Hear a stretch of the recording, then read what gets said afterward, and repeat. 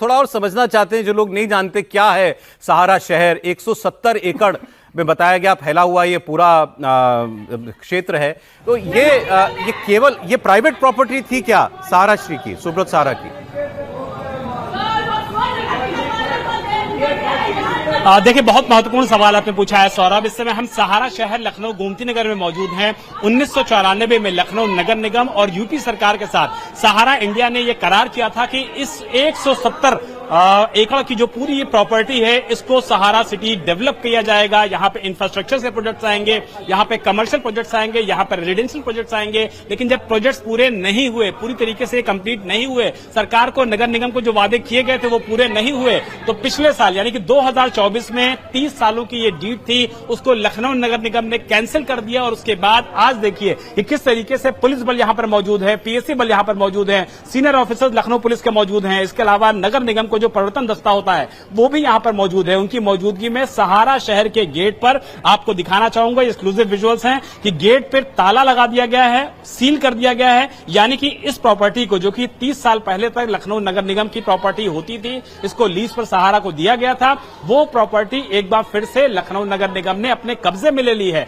और अंदर के विजुअल्स हैं, अंदर की स्थिति देखिए कि सिक्योरिटी स्टाफ का जो पूरा सामान है, चाहे वो बोरी में हो, चाहे वो ट्रंक में हो, चाहे वो कागजात हो, चाहे वो उनकी ड्रेस हो, चाहे देखिए चावल, ये देखिए चावल के विजुअल्स हैं। जो लोग अंदर खाना बना रहे थे, अपना जीवन यापन कर रहे थे, वो सारे लोग अंदर से अब सड़कों पर आ गए हैं। और सहारा के जो एम्प्लॉइज हैं वो भी हमारे साथ मौजूद है सौरभ, क्योंकि उनको इस बात का बहुत ज्यादा कष्ट है कि सालों से उनको इंतजार था कि एक दिन उनको सैलरी मिलेगी, लेकिन वो सैलरी मिलने की बजाय अब वो परिसर में जहां अंदर आंदोलन कर रहे थे, अब फिलहाल उनको बाहर कर दिया गया है। अब ये आंदोलन सहारा शहर के जो कर्मचारी हैं वो कह रहे हैं कि अब वो बाहर से करेंगे। क्या पीड़ा है, क्या दिक्कत है, बताइए जरा दर्शकों को। हम लोग की 32 वर्ष की सर्विस हो गई है। सुधीर त्रिपाठी नाम है हमारा। 2014 से कंपनी ने आंशिक सैलरी दी और हम लोग का पीएफ भी नहीं जमा किया। तो अभी जो एम्प्लॉइयों का दर्द है कि उनका जो बकाया राशि है, धनराशि, वो मिल जाती, या एकदम से जो सबको निकाल दिया गया है तो उनको कुछ यहाँ का मुआवजा मिल जाता, बकाया धन मिल जाता, ग्रेच्युटी मिल जाती, बकाया पेंशन मिल जाता।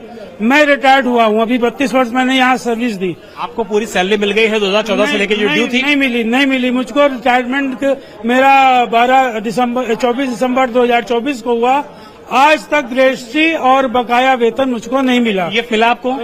पीएफ का तो जो पीएफ कमिश्नर के हम लोगों ने केस करवाया, तब वो पीएफ का तो इंडिविजुअल मेरा हुआ है। इंडिविजुअल आपका हुआ है? मेरा हुआ है, बाकी स्टाफ का भी नहीं हुआ है। बाकी स्टाफ का नहीं हुआ है। इंडिविजुअल लोग जो कमिश्नर के पास जा रहे हैं उनको किसी तरीके से पीएफ मिल रहा है, लेकिन वेतन नहीं मिल रहा है। परेशानी। और देखिए, लेडीज हैं, महिलाएं हैं जो कि सालों से सहारा में काम कर रही थी, उनका दुख दर्द क्या है, उनकी परेशानी क्या है, सीधे बात करते हैं। आप लोग को सैलरी वगैरह नहीं मिली, पीएफ नहीं मिला? कुछ नहीं मिला। नगर निगम भी मिले हुए हैं, नगर निगम भी मिले हुए हैं, पूरी तरीके से सील नहीं हुआ। पैसा खा के आई है नगर निगम, नगर निगम पैसा खा के आई है। मीडिया वालों को क्यों नहीं अंदर जाने दे रही है, क्यों नहीं जाने रही है? और सरकार इसके लिए एक्शन क्यों नहीं ले रहा है? क्या बाबा के कान बंद है कि रोई जली हुई बाबा के कान में है?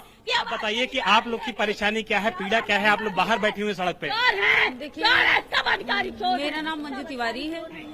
25 साल से हम यहाँ नौकरी कर रहे हैं। हमारा सैलरी नहीं मिल रहा था। साल में 4-5 ऐसे करके मिल जाती थी। 12 महीनों में 4 महीने की सैलरी मिलती थी, 8 महीने की सैलरी नहीं मिलती थी। और किसी तरीके से हम लोग फिर भी आ रहे थे। फिर नगर निगम का ये इशू उठा। नगर निगम क्या, नगर निगम को बिक गई है। अब नगर निगम में जो ये बताइए, सीलिंग की कार्रवाई को निष्पक्ष हम कैसे माने? नगर निगम की जो कार्रवाई हुई है उसमें हमारे यहाँ बहू रानी का भाई प्रेजेंट में अंदर से निकला है, वो आया था, वो नगर निगम में है।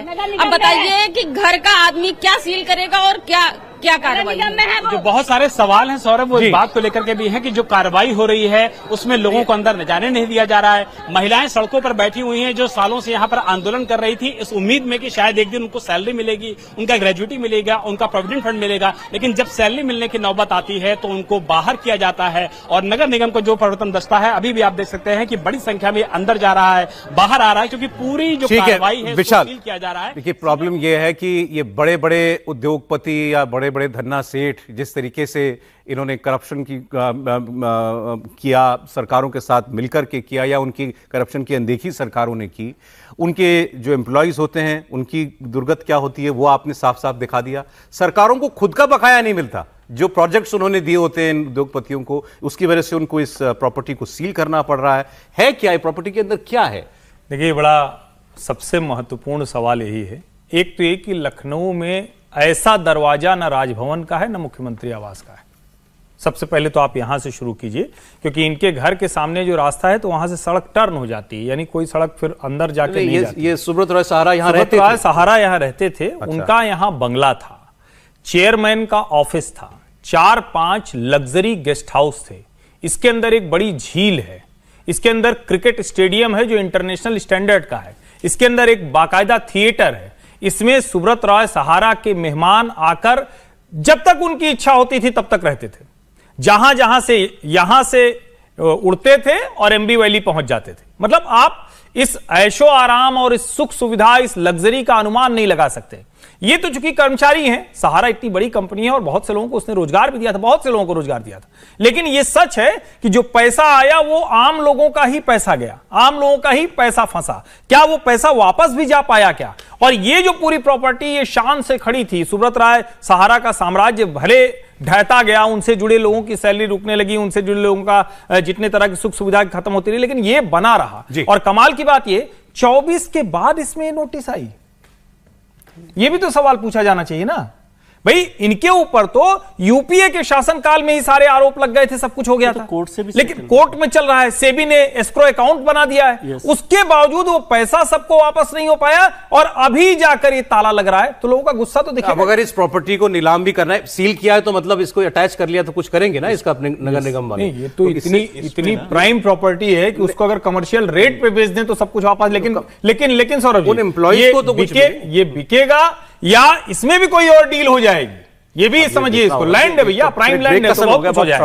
आपको 94-95 में बिल्कुल यहाँ पे एक हेलीपैड है, जैसे वो बता रहे थे, एक 5000 लोगों के वहां पर बात करने के लिए, रहने के लिए, मतलब एक ऑडिटोरियम है यहाँ पर, बहुत सारा, मतलब वहां पे अंदर एक जगह से दूसरी जगह जाने के लिए बाकायदा गाड़ी से ले जाया जाता था। और जब यहाँ फंक्शंस होते थे तो बाकायदा सहारा की एयरलाइंस थी जिसके जरिए लोगों को अलग अलग शहरों से यहाँ पहुंचाया जाता था। ये बहुत ही लग्जरी काइंड का ऐसी विलासिता जो हम सोच नहीं सकते। 170 एकड़ का था, जिसमें से 130 एकड़ में जो है आवासीय परिसर बनना। सरकार इसका क्या करती है?